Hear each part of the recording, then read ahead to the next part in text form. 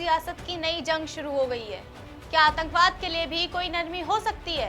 आप सोच रहे होंगे कि हम ऐसा सवाल क्यों कर रहे हैं। दरअसल बात यह है कि अहमदाबाद सीरियल ब्लास्ट की, जिसमें एक तरफ गुजरात हाई कोर्ट ने 38 दोषियों को फांसी की सजा बरकरार रखी है, तो वहीं दूसरी ही तरफ उसका विरोध होना भी शुरू हो गया है। उस फैसले के कुछ ही घंटों के बाद राजनीतिक बयानबाजी तेज हो गई और इस बयानबाजी में एक तरफ मौलाना अरशद मदनी सुप्रीम कोर्ट जाने की बात कर रहे हैं, तो दूसरी तरफ बीजेपी अरशद मदनी के ऐसा करने को आतंकियों का समर्थन करना कह रही है। लेकिन यहाँ बात ये नहीं है कि कौन किस पर क्या आरोप लगा रहा है। यहाँ सवाल है कि क्या आतंकवाद पर भी दो पक्ष हो सकते हैं? क्या आतंकवादियों का समर्थन करना सही है? क्योंकि अरशद मदनी तो कुछ ऐसा ही करते दिख रहे हैं। इसके पीछे की पूरी कहानी क्या है, ये आज हम आपको बताएंगे। साथ ही हम आपको ये भी बताएंगे कि अरशद मदनी का आतंकवाद को समर्थन करने पर बीजेपी उन पर क्या निशाना साध रही है, क्योंकि बीजेपी का कहना है कि मदनी कांग्रेस की बी टीम है। नमस्कार, राष्ट्रवाणी देख रहे हैं आप और मैं हूं आपके साथ कनक सिंघल।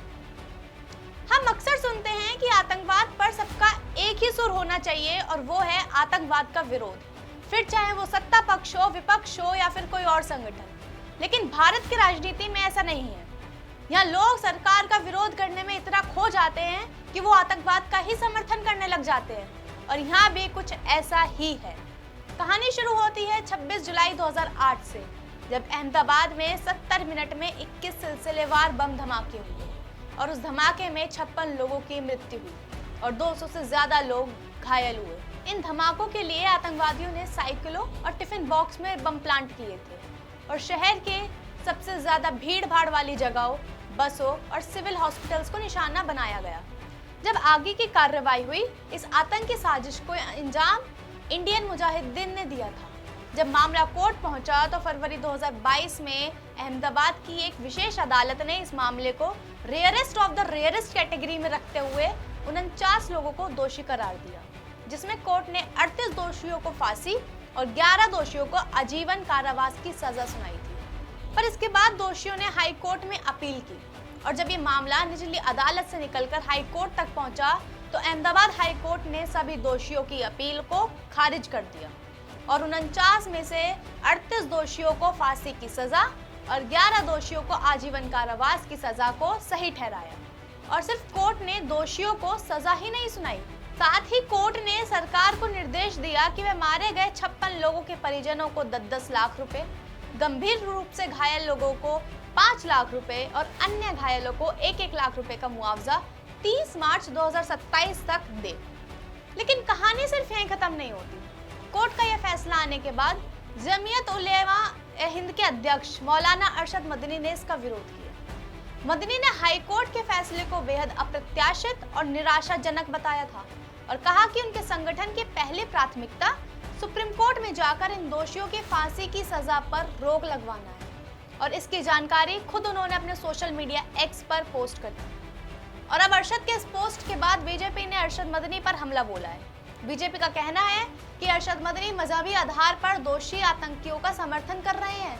साथ ही भाजपा ने मुख्य विपक्षी दल कांग्रेस और समाजवादी पार्टी पर तुष्टीकरण की राजनीति करने का आरोप लगाया है और कहा है कि वह आतंकवाद पीड़ितों के साथ खड़ी नहीं हो रही है। आपको बता दें कि भाजपा के अलग अलग नेता अरशद मदनी पर हमला बोल रहे हैं। भाजपा प्रवक्ता शहजाद पूनावाला ने मदनी पर निशाना साधते हुए कहा है कि मदनी दोषियों के प्रति सहानुभूति रख रहे हैं।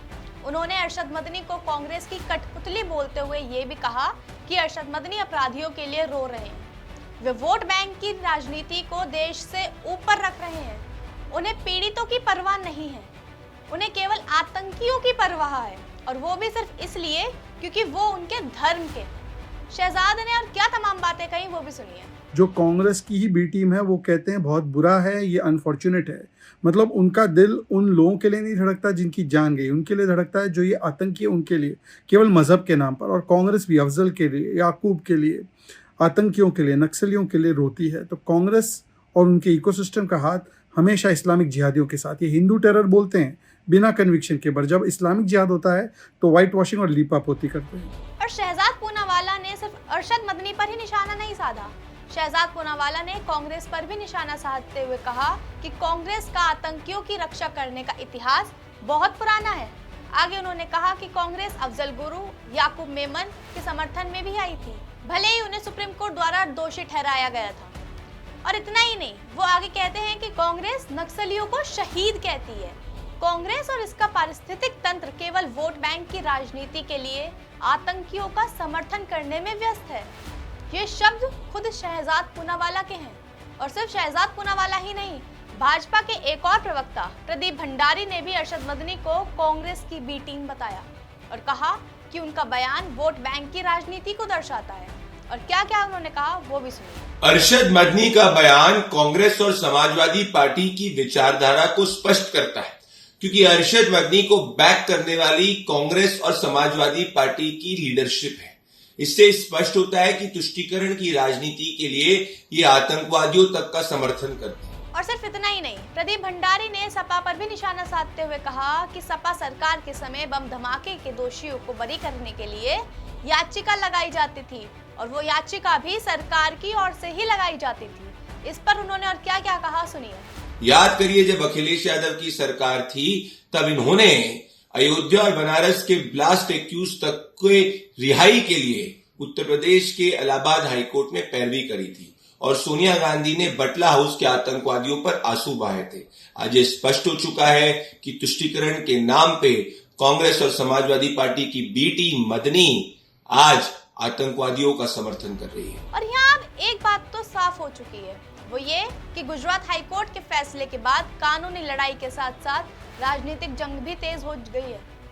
एक तरफ जमीयत उलेमा-ए-हिंद सुप्रीम कोर्ट का दरवाजा खटखटाने की तैयारी में है, तो दूसरी ही तरफ बीजेपी इसे तुष्टीकरण और वोट बैंक की राजनीति बता रही है। अब देखना ये होगा कि क्या ये मामला सुप्रीम कोर्ट जाएगा। अगर हाँ, तो सुप्रीम कोर्ट में इसका क्या फैसला होगा, और अगर ये मामला सुप्रीम कोर्ट तक नहीं गया तो क्या ये बहस यूं ही जारी रहेगी। क्योंकि एक सवाल जो सबके मन में उठ रहा है कि आखिर आतंकवाद का समर्थन कोई कैसे कर सकता है, और जो कर रहे हैं वो आखिर क्यों। फिलहाल के लिए इतना ही। ऐसे तमाम खबरों के लिए जुड़े रहिए हमारे साथ और देखते रहिए राष्ट्रवाणी। धन्यवाद।